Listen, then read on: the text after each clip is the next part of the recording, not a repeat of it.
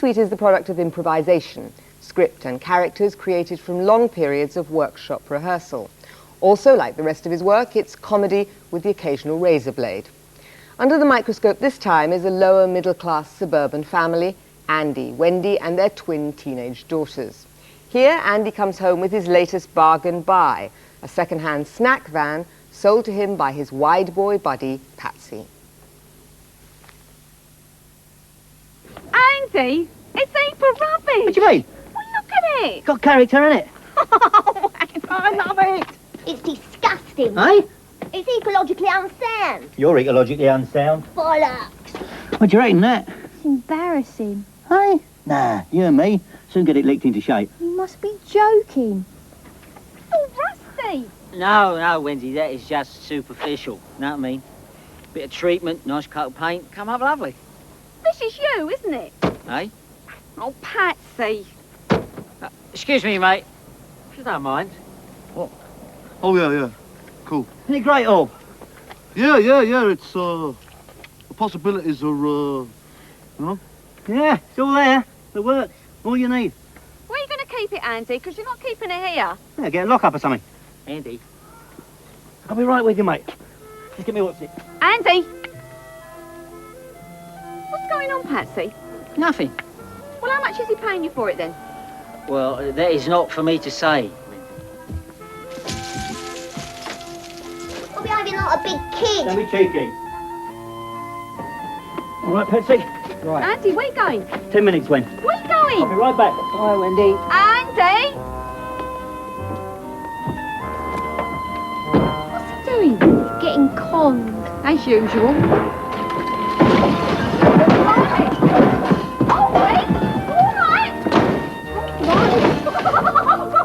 Oh, you cocked it then. Yeah, so, run up on me there. Yeah, that's not what's it. What's What it? was that, There, then? isn't it? Yeah, right. Cynthia Rose, are you now or have you ever been a Mike Leigh fan? Well, I have to say the trailers for this film made me think it would be like Police Academy 6, but when I actually saw the film, I liked it a lot. It's actually it's a comedy about the links between eating and disorder, which in itself is kind of an interesting thing, and it's done very tightly directed, but it's actually very light-hearted and light-handed, and I liked that. Piers, I suppose there are two camps on Mike Leigh. There's the camp that says he's brilliant at observing class and social nuance, and there's the camp that says he's basically self-indulgent and rather patronising. Yeah, I think he's rather extended his run, actually, because the early work, Abigail's Party and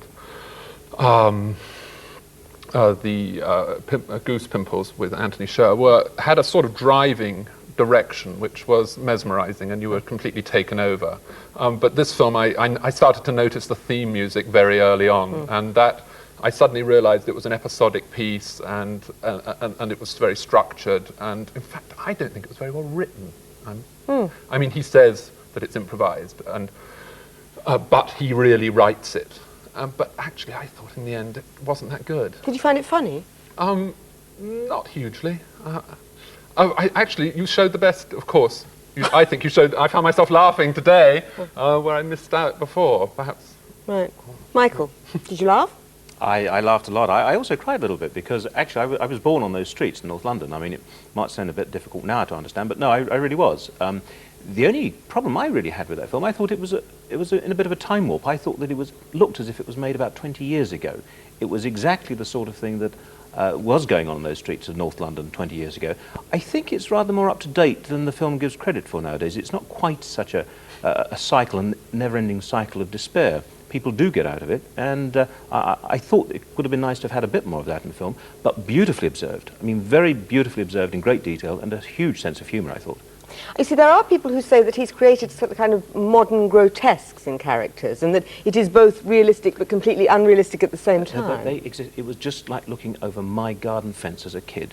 That front lawn full of all of the crap of people trying to make a living, trying to get out of it, the great sense of humour that they have to get through the tough times. It was all there and very, very realistically portrayed, I thought. Not patronising. Do you think it's television or film, Cynthia?